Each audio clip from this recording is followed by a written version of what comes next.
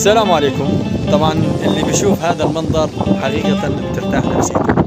الحمد لله بعد ما صار ضخ على قنوات الري عندنا في سهل الروج، حاليا القنوات كلها مليانة، يعني من سد البالعة لحد المحطة اللي موجودة غرب حيلة كلها الحمد لله معباية مي.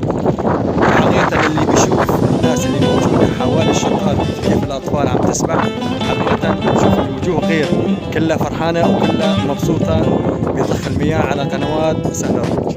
ف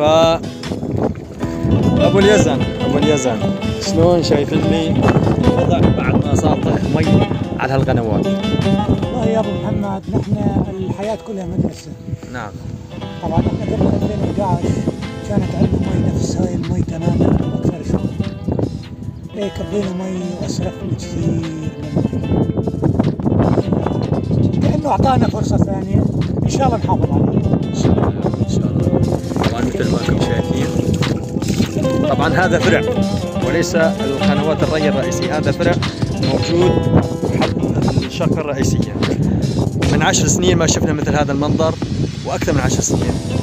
ان شاء الله تكون خير علينا وعلى مزارعي سهل الروج وعلى ادلب بشكل عام. من سهل الروج، السلام عليكم.